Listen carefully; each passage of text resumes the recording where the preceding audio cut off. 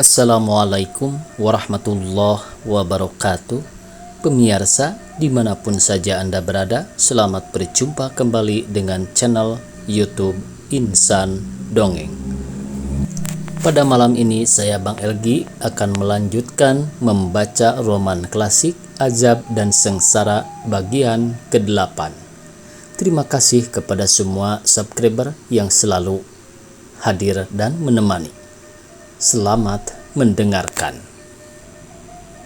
Perkawinan yang serupa itu kerap kali disudahi kengerian. Sungguh benar yang tersebut di atas ini hanyalah sekadar keterangan saja kalau diceritakan sekalian apa yang dilihat tentang kemelaratan orang yang kawin, yang tiada dikukuhkan oleh suka, sayang, dan cinta. Tentu buku ini penuh dengan kisah sedih-sedih. Tengoklah sekeliling kita, tidak kurang yang sebagai itu. Kalau kita bertempat tinggal di negeri besar-besar sebagai Jakarta, Bandung, Semarang, Medan, dan lain-lain, tentulah akan terlihat dengan mudahnya kemelaratan manusia disebabkan talak. Berapa puluh, berapa ratus perempuan yang berkeliaran pada waktu malam, ya juga pada siang hari, melakukan pekerjaan yang tiada senonoh. Mereka itu tiada menghargakan kehormatannya lagi, agama tiada diindahkannya, dan kalau dapat undang-undang pun tidak dilanggarnya. Akan kemelaratan dan kecelakaan yang ditimbulkan perempuan yang serupa itu tiadalah akan diuraikan di sini, melainkan semua orang telah memakluminya betapa hina dan buruknya pekerjaan itu, karena bukanlah agama saja yang melarang, tetapi adat pun mengutuknya. Sekarang tentu ada orang yang akan bertanya, apakah sebabnya? Maka perempuan-perempuan itu tiada memandang kehinaan, tiada takut akan Tuhan dan agama. Karena kalau mereka itu masih mengindahkan sekalian yang tersebut, tentu tiada akan berlaku sehina itu.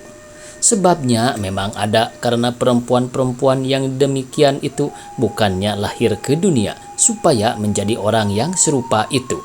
Dengan ringkas dapat dijawab pertanyaan itu, kebanyakan disebabkan talak.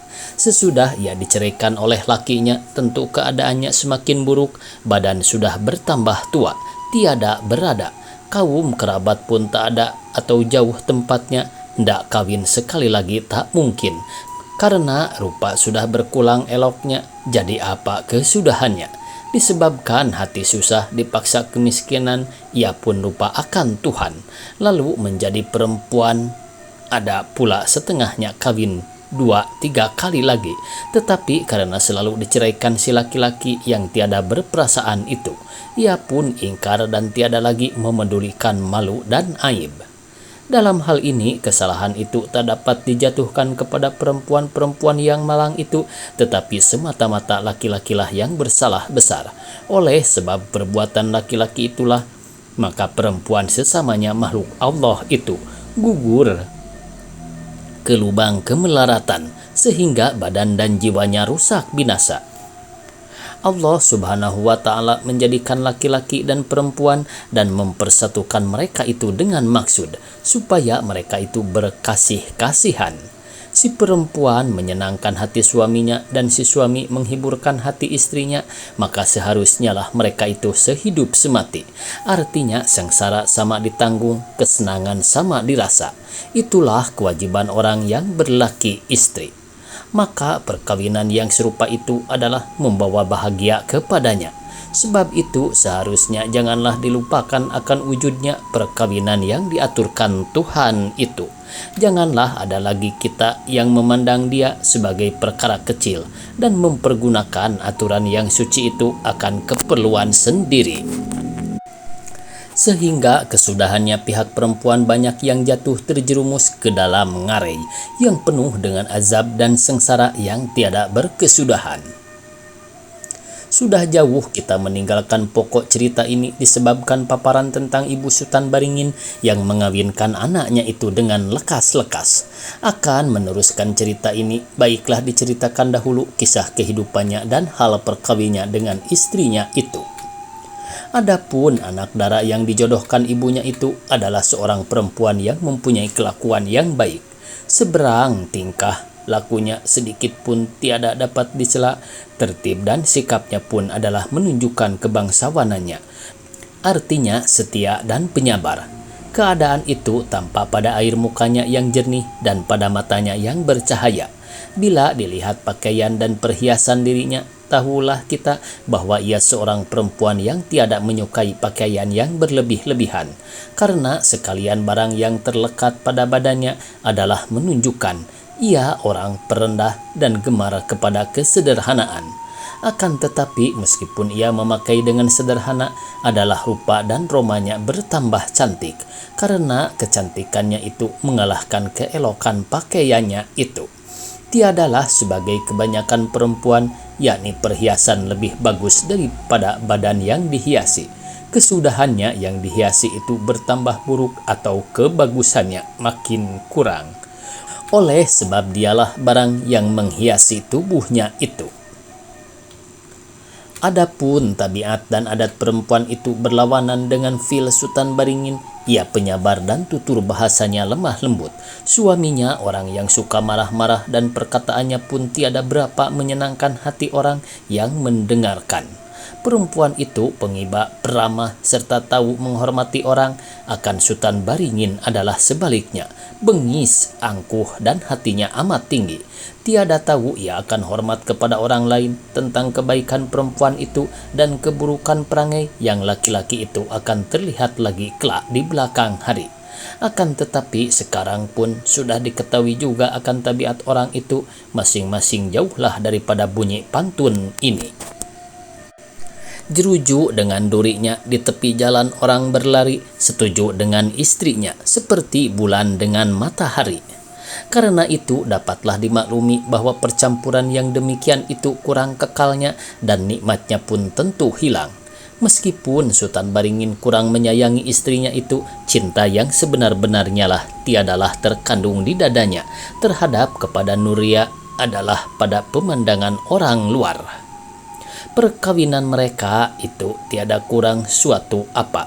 Nuria, seorang perempuan sejati, selamanya mengusahakan dirinya akan menutup barang sesuatu apa yang kurang antara kedua mereka itu, serta menerbitkan kecintaan di dalam hati suaminya. Tahulah ia rupanya apa-apa kewajiban perempuan kepada suaminya. Oleh sebab itu tiadalah ia jemu dan bosan mengambil hati suaminya itu dengan sepenuh-penuh hati. Seorang pun tiada mengetahui hal itu, hanya ia sendirilah yang tahu, karena dirasanya benar-benar. Acap kali ia bertanya dalam hatinya, apakah sebabnya hati dan pikiranku kurang terikat kepada suamiku? Kalau ia dalam perjalanan, kuranglah rinduku kepadanya. Kadang-kadang adalah aku melupakan dia. Pada waktu mudaku, aku pernah menanggung rindu kepada orang yang acap kali datang bertandang ke rumahku. Ini aku sudah kawin dengan dia dan kami sudah sekian lama bersama-sama, tetapi sungguh pun demikian, tiadalah berapa cintaku kepadanya. Ia suamiku kurang kucintai. Orang muda bertandangku kurindui, sudah tentu aku berdosa kepada suamiku. Akan tetapi apakah sebabnya itu? Karena bukan kusengaja, tiadalah kusengaja dahulu menaruh rindu kepada orang muda itu, karena persahabatan kami timbul dari pergaulan. Di belakang hari persahabatan itu makin dalam di hati kami, sehingga di antara kami berdua tumbuh percintaan. Tumbuh percintaan memang, karena bukan kulihat dia sebagai pohon kayu tumbuh, tetapi terasa benar-benar dalam hatiku. Makin lama makin besar cinta itu sebagai tanam-tanaman. Lama-lama berurat dan berakar sehingga aku menaruh rindu dendam kepadanya. Dia pun demikian juga. Meskipun pada mulanya aku sembunyikan perasaan itu, tapi pada suatu ketika, sedang kami duduk berdua saja, ia berkata, Nuria, selama ini perasaanku kurahasiakan. Sekarang aku tiada dapat menahan dia lagi, dan terpaksalah aku mengatakannya. Aku cinta kepadamu. Sekarang haraplah aku. Nuria berkata benar. Adakah Nuria menaruh sedikit perasaan kepada diriku ini? Mendengar itu air mukaku berubah seraya jawabku, perasaanku kepada Tuan tiada sedikit. Tuanlah yang menjadi buah angan-anganku. Sejak itu makin kukuh persahabatan kami sehingga orang berkata bahwa dialah yang akan menjadi jodohku di belakang hari. Sayang orang tuaku tiada setuju, kalau jadi sudah tentu aku dapat mengecap kenikmatan orang berlaki istri itu. Sebagaimana ku kenang-kenangkan pada waktu hari mudaku, akan tetapi cita-cita itu sudah lenyap, sebagai kabut ditiup angin yang lain yang tiada disangka-sangkakan. Itulah yang terletak di hadapanku sekarang, sungguh amat menyusahkan hati. Sedang badanku masih muda, inilah dia waktu yang pertama dalam perkawinanku. Sudah pula begini halnya, betapa pula di belakang hari. Tapi suatu pun tiada faedahnya aku berkata-kata demikian, karena perkawinan sudah lalu, tiadalah dapat diundurkan lagi. Orang berumah itu tiada sebagai berdayung, kalau ada barang yang mengalang biduk dapat dikelokan. Baiklah aku sabar, dan siapa tahu nanti barangkali jerih payahku berubah, dan kuusahakanlah diriku untuk suamiku, karena dialah yang mempunyai aku, dialah yang menjadi tuan dan rajaku. Sebenarnya lah perkataan Nuria itu, maksudnya itu pun amat suci, tetapi amatlah susah diperolehnya. Bagaimanakah ia dapat mencintai suaminya dengan sepenuh-penuh hatinya jika yang dicintai tiada menaruh cinta kepadanya? Sudah tentu tangan kita sebelah kiri tiada dapat bertepuk kalau tangan kanan tiada turut. Berumah itu tiada sebagai berdayung, yakni kalau biduk tertumbuk boleh dikelokan, katanya tadi. Akan meluaskan pemandangan dan akan mengetahui sedikit adat lembaga orang di tanah Batak. Baiklah diterangkan arti kalimat itu. Kalimat itu sebenarnya peribahasa orang Batak dan adalah kira-kira begini salinannya dalam bahasa Indonesia. Dari peribahasa itu tahulah kita bahwa perkawinan di sana amat kukuhnya. Perkara talak 1, 2, 3 amatlah jarangnya kejadian. Kehinaan besar dipandang orang kalau seorang laki-laki menceraikan bininya. Perempuan yang meminta talak itu pun tiada berharga di mata orang. Kawin kedua kalinya amat susah bagi dia, karena orang berkata dalam hatinya, perempuan itu tiada baik. Ia tak setia kepada suaminya, sudah tentu orang tiada mau mengambil dia akan istri. Sepanjang adat pun amatlah beratnya hukuman orang yang menceraikan kawan sehidupnya itu. Hal itu menunjukkan juga bagaimana kuat perkawinan orang Batak yang sejati. Lebih 15 tahun saya tinggal di kampung kelahiranku, yang tiada berapa jauh dari Sipirok. Tempat cerita ini terjadi tiadalah lebih dari 2 kali saja yang kulihat dan kuketahui orang yang cerai. Sungguh amat jarang, bukan? Di negeri Medan hal cerai-mencerai itu adalah seperti kejadian sehari-hari. Sedang kawin mengawinkan itu tiada ubahnya di mata mereka sebagai kebiasaan. Di sana dengan mudah seorang laki-laki mengusir istrinya, dan perempuan yang meminta talak kepada lakinya tiada kurang.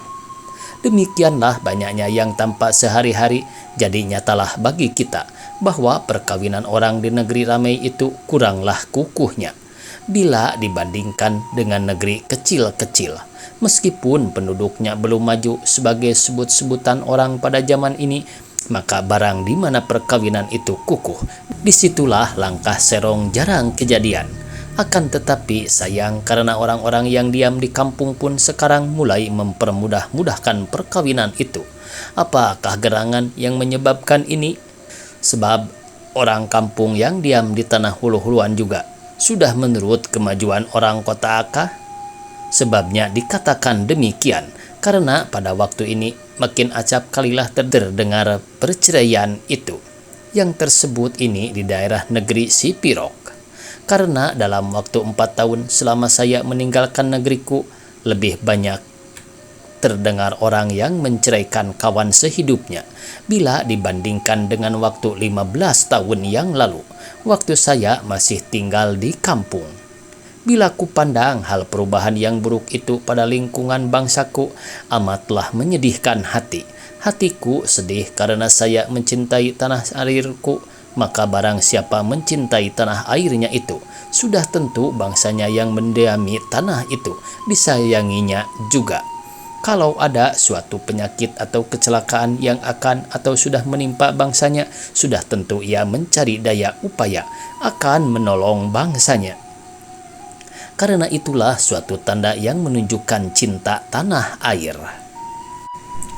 Kesentosaan dan kenikmatan perkawinan di antara bangsaku terancam oleh pengaruh talak, dan hal itu amat memilukan hatiku. Apakah yang menyebabkan itu? Kemajuan yang salahkah? Atau karena dunia sudah tua? Sebabnya yang pasti belumlah ku ketahui benar-benar, tapi sungguh pun demikian. Saya mengusahakan diriku akan menolong bangsaku itu. Tiap-tiap orang bekerja menurut kekuatan dan kepandaiannya. Saya pun menolong bangsaku dengan hal yang demikian itu juga. Sebab dengan menulis buku inilah suatu jalan yang mudah bagiku menunjukkan jasaku kepadanya. Cerita ini adalah suatu kumpulan apa-apa yang sudah kejadian dengan maksud supaya dibaca bangsaku. Dan saya percaya yang pembacaan ini membawa kebajikan. Oleh sebab itu, baca dan perhatikanlah, moga-moga dia membawa bahagia bagi lingkungan bangsaku yang miskin. Ya, sebenarnya lah bangsaku miskin karena tiada menaruh ilmu yang tinggi, sedang pembacaan masih amat sedikit sekali. Kita kembali kepada Sutan Baringin dengan istrinya Sinuria. Sudah 10 tahun lamanya mereka bersama-sama. Dalam waktu yang sekian lama itu tiadalah seberapa yang kejadian. Di antara mereka itu anak beranak.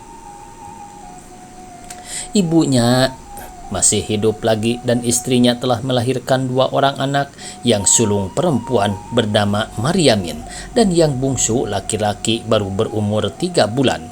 Akan tetapi janganlah disangkakan mereka itu hidup dalam kesenangan. Betul, bila dilihat dari luar, tak boleh tidak orang akan berkata, orang beruntung benarlah yang mendiami rumah ini. Rumahnya besar dan bagus, sawah dan ladangnya lebar, harta banyak, sedang bangsa pun cukup. Jika ditilik demikian, tiadalah suatu jua yang menyusahkan orang itu. Akan tetapi hal itu sekalian tiada lebih daripada tirai yang menghambati pemandangan saja. Bila kita mengangkat tirai itu dan menengok ke dalam, niscaya tahulah kita betapa mereka itu yang sebenarnya. Sutan Baringin, anak yang terlalu amat manja waktu mudanya, sudah besar tiadalah berubah kelakuannya itu. Ia tinggi hati, pemarah, pemalas, serta pemboros. Sekalian kekayaannya itu hanya peninggalan bapaknya, jadi bukan yang dicarinya dengan keringatnya. Semua tabiatnya yang buruk itu dilihat oleh ibunya dengan hati kesal. Karena takutlah ia kalau anaknya itu jatuh miskin. Oleh karena sekalian nasihatnya tiada diindahkan oleh Sutan Baringin. Sekarang barulah ia tahu kebenaran perkataan suaminya itu, waktu kecil kayu itu dapat dibungkukan, jika sudah besar tak dapat lagi. Kalau si ibu itu lama hidup lagi, tentu ia melihat betapa kesudahan hidup anaknya, yaitu rusak, binasa, dan amat melarat. Tapi syukurlah baginya karena ia meninggalkan dunia setahun lebih dahulu daripada kejadian yang akan diceritakan di sini. Sungguh pun demikian amatlah ia menyesal setelah dilihatnya anaknya itu bukan seorang bapa yang baik sebagai suaminya, ayah Sutan Baringin. Akan tetapi suatu pun tiada lagi faedahnya sesalnya itu, hanya memahitkan kehidupannya sampai pada saat yang penghabisan. Setelah ibu Sutan Baringin meninggal, amatlah masyghul hati istrinya itu, karena tahulah ia benar-benar bahwa suaminya itu tiada akan mengubah kelakuannya itu lagi. Lebih-lebih sekarang tiadalah yang akan melarang atau memberi nasihat kepada dia. Ibunya tiada lagi, dan hidupnya sudah tentu menjadi lepas lelas. Suatu pun tak ada lagi yang mengalang-alangi kesukaannya. Apa yang ditakutkan Mak Mariamin itu benarlah kejadian. Pada permulaan Sutan Baringin bertambah kerap kali meninggalkan rumah malam hari karena ia pergi ke kedai nasi atau ke rumah kopi. Maka di sanalah ia selalu bercakap-cakap dengan orang-orang banyak. Sudah tentu orang itu masuk golongan orang yang kurang baik. Kalau ia pergi itu belum makan, terpaksalah istrinya menunggu-nunggu dia. Bersambung. Billahi taufiq wal hidayah. Wassalamualaikum warahmatullahi wabarakatuh.